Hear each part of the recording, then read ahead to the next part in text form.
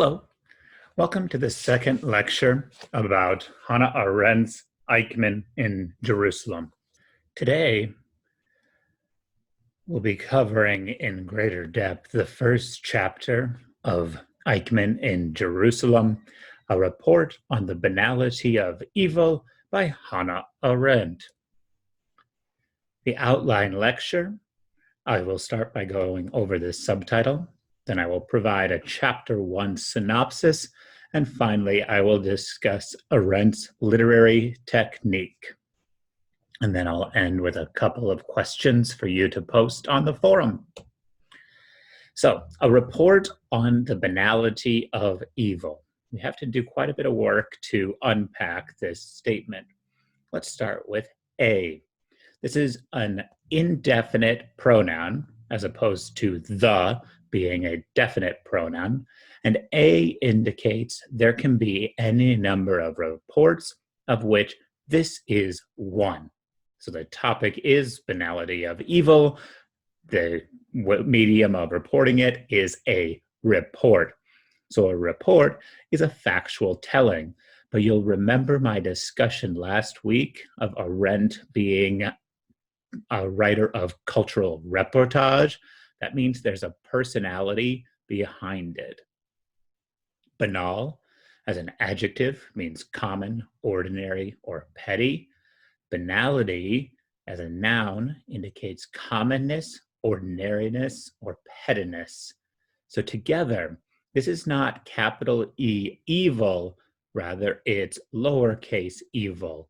So this is a report on the fact that banal evil exists.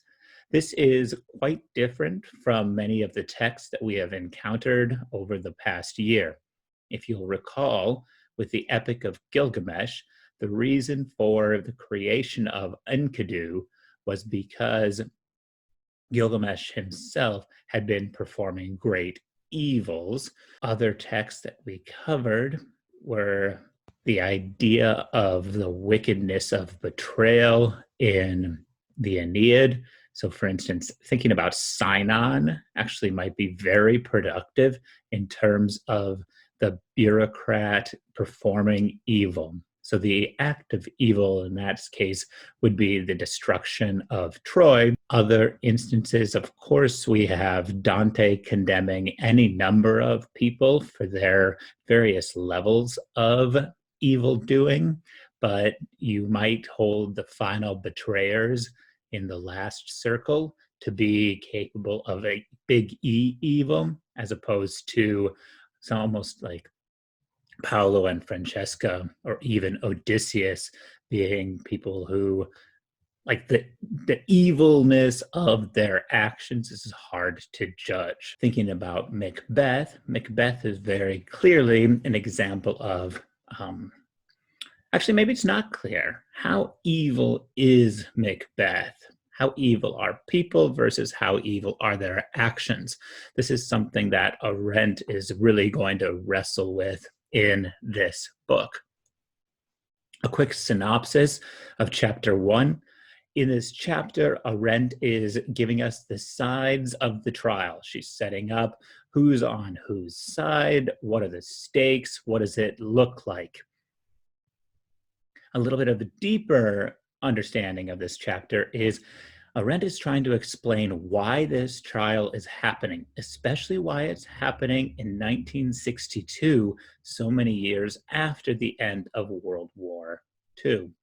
One of the statements that she makes, quote, "This case was built on what Jews had suffered, not on what Eichmann had done." This is going to be almost a unifying thesis throughout the book. Let us look at one of Arendt's techniques, namely metaphor. As you can see on this page, she loves the metaphor of the trial as theater. At no time is there anything theatrical in the conduct of the judges. The real heroes of this piece will actually be the judges. Arendt is deeply impressed with them, less so with everybody else. Take the second paragraph. There is no doubt from the very beginning that it is Judge Landau who sets the tone, and that he is doing his best, his very best, to prevent this trial from becoming a show trial under the influence of the prosecutor's love of showmanship. Among the reasons he cannot always succeed is the simple fact that the proceedings happen on a stage before an audience, with the usher's marvelous shout at the beginning of each session producing the effect of the rising curtain. Whoever planned this auditorium in the newly built Beth Ha'am, the House of the People, now surrounded by high fences guarded from roof to cellar by heavily armed priests, and with a row of wooden barracks in the front courtyard in which all comers are expertly frisked, had a theater in mind, complete with orchestra and gallery, with proscenium and stage, when with side doors for the actors' entrance.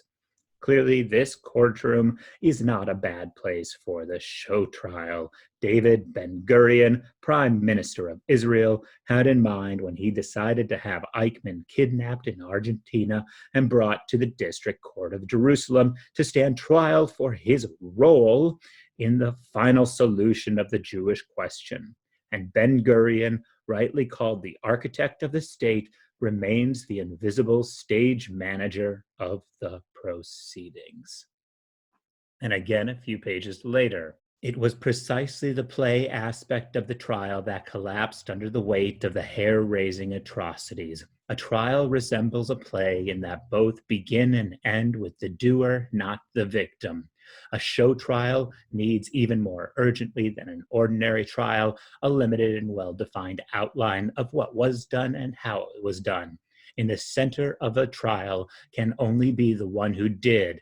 In this respect, he is like the hero of a play, and if he suffers, he must suffer for what he has done, not for what he has caused others to suffer. Later, the second paragraph, thus the trial never became a play, but the show Ben-Gurion had in mind to begin with did take place. At the end of this lecture, I'll be asking you to think more about this dominant structuring metaphor in chapter 1. Another of Arendt's techniques are puns.